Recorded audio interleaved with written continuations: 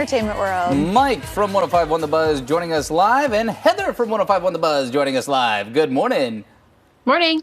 Good morning, guys. Good morning. So, the topic of the Golden Globes, if we're being honest, maybe the biggest talker is the host himself here this morning. Joe Coy. Joe Coy and the monologue. Some mixed reviews with the monologue and other bits throughout the night. Yeah, when we first found out that Joe Coy was going to be hosting the Golden Globes, let's not forget this was just about 2 weeks ago, maybe not even 2 weeks ago. So he has not had a ton of time to prepare for this. And last night, a lot of his jokes were just swinging and missing when he was coming out in front. And most notably so, he made a joke about how they came on TV after an NFL doubleheader, and that the main difference between the NFL games and the Golden Globes was that they were going to have less camera angles of Taylor Swift in the audience. And that did not go over very well. Taylor just did not look amused, and she was just sipping her drink. I thought it was a great joke, too. I think it was funny. I think maybe it was one of those perfectly timed camera cutaways where she may have been a little caught off guard, so she wasn't ready to react to her name getting dropped. And so then, you know, if her face didn't look like, oh, ha, ha, ha, super happy, people think that she's mad and, you know.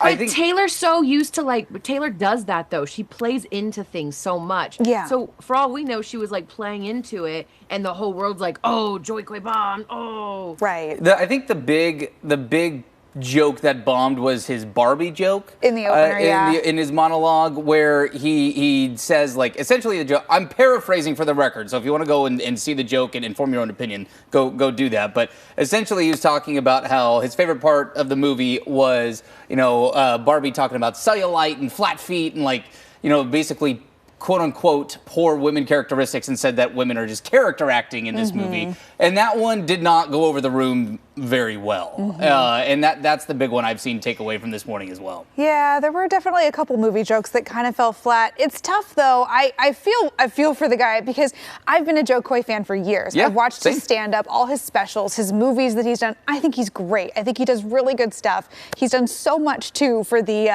Asian American Pacific Islander community in Hollywood and in representation. And I think it was just a tough crowd, a tough night that he didn't have a lot of time to prepare for. And I'm bummed that is a lot of people's first impression of him. Yeah, same.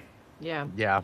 It might have been better suited for him to, start off small, hosting a smaller award show. That's a big platform for him to just kind of jump on stage in front of these A-list celebrities and make fun of them for. Yeah. He is a talented comedian. I'm right there with you. He's also a Northwest guy. He's from outside Seattle. So it's you want to root for him. Now, I think a lot of the jokes, sometimes they just fall flat. They're not always offensive, right? But sometimes they just didn't have the punch maybe you were looking for. In Hollywood's a tough crowd. Award shows are like the worst audiences to have to be a stand-up comedian in front of. Didn't he say half the jokes he didn't even write? Yeah. Because at one they point all have he a team of writers. At one of them. He laughed at one of them, and I thought, oh man, he's probably like, oh, that was funny, but I didn't write that. Right, he did acknowledge it. I'll give him credit for that. Yeah, he did. We'll see. I think he'll be back on a red carpet. Hey, real quick, we're almost out of time, but we played that song off the top. It's from the movie Saltburn, and it's probably going to be stuck in your head the rest of the day. It's like rocketing back up the charts now. It's 22 years old, and yes, because of this movie Saltburn with an infamous scene, I won't get into the specifics, but if you've seen the movie, you know what I'm talking about. It is back at number 2 on the UK single charts, and it is jumping up the Billboard charts. Right now, it's sitting at number 7 on the US dance charts on the Billboards, right next to Dua Lipa and Cher. Wow. Yeah, it was a not safe. TikTok is a wild time, man. Yeah. Not safe for work dance scene that the song plays to in the movie. So if you're interested, I'm sure the internet has it. We'll leave it at that. That's probably fair. Mike and Heather, we'll see you tomorrow. See ya. Bye. And you can listen to Mike every weekday morning on 105.1 The Buzz, and you can catch Heather starting on the air at 9 o'clock in the morning.